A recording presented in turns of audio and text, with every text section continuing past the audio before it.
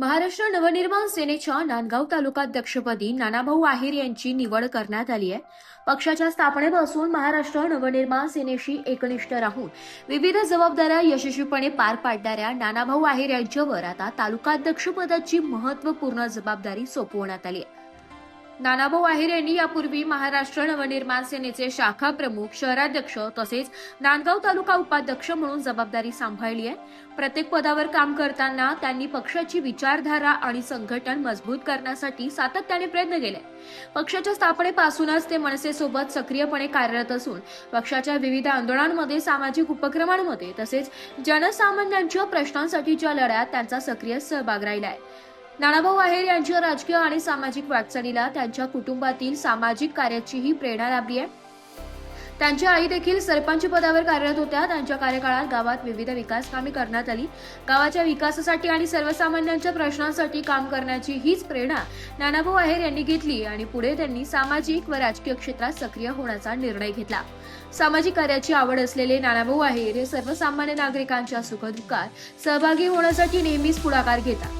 विविध सामाजिक उपक्रमांमध्ये त्यांचा सक्रिय सहभाग असून गरजू नागरिकांची अडचणी सोडविण्यासाठी ते सातत्याने प्रयत्नशील असतात। त्यामुळे त्यांच्या निवडीकडे नांदगाव तालुक्यातील मनसे कार्यकर्ते आणि पदाधिकाऱ्यांमध्ये उत्साहाचे वातावरण निर्माण झाले।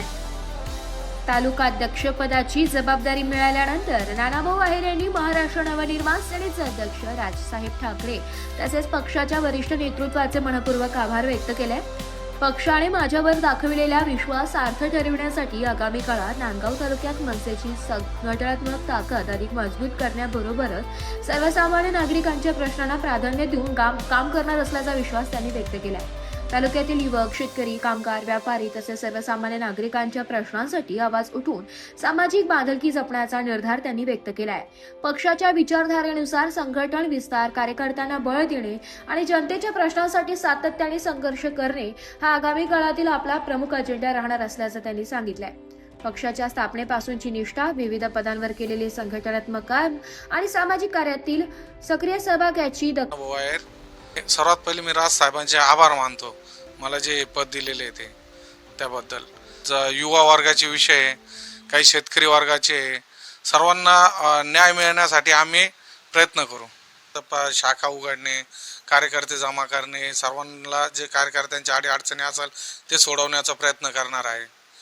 और नांदगाव तालुक्यातील जे अधिकारी वर्ग आहे त्यांनी जर शेतकऱ्यांचे, युवा वर्गाचे सर्वांना जर न्याय जर नाही दिला तर त्यांना आम्ही मनसे स्टाईलने उत्तर देऊ। त्यांना नांदगाव तालुक्यामध्ये जसे जिल्हा परिषद, पंचायत समितीमध्ये प्रत्येक गणागाटात उमेदवार देण्याचा आम्ही प्रयत्न करणार आहे। राज साहेबांनी जी जबाबदारी दिली आहे तिला न्याय देण्याचा मी 100% प्रयत्न करणार आहे। 100% पक्ष वाढण्यासाठी आम्ही प्रयत्न करणार आहे। जुने नवे सर्व कार्यकर्त्यांना एकत्र घेऊन चालणार आहोत। याआधी मी महाराष्ट्र नवनिर्माण सेनेचा शाखा प्रमुख होतो, शहराध्यक्ष होतो।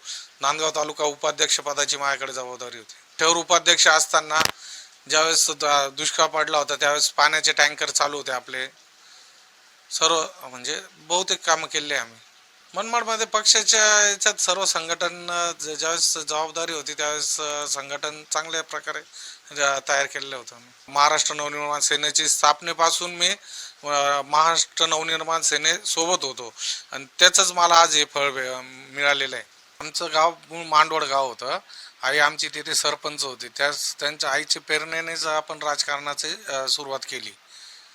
आणि आई सरपंच असताना मांडवड गावामध्ये पाण्याचा प्रश्न असेल, इतरही जे रस्त्याचे, नाल्याचे प्रश्न सोडवण्याची तेव्हापासूनच राजकारणाची आवड निर्माण झाली मला। आई सरपंच असताना आम्ही गावामध्ये जे पाण्याचा जो प्रश्न होता तो सोडविला। त्यानंतर रस्त्याचे कामं केले। त्यानंतर आमदार निधीमधनं आणून तिथं सभामंडपचे कामं केले। काही जे स्ट्रीट लाईट असतात ते केले। गावातील अनेक समस्या सोडविण्याचा प्रयत्न केला होता त्यावेळेस। नांदगाव तालुक्यातील जनतेने सर्वच पक्षांना आतापर्यंत काम करण्याची संधी दिलेली आहे। अशी संधी एकदा महाराष्ट्र नवनिर्माण सेनेला द्यावा अशी मी नांदगाव तालुक्यातील जनतेला विनंती करतो। ब्युरो रिपोर्ट, नाशिक लोकशाही न्यूज, नाशिक।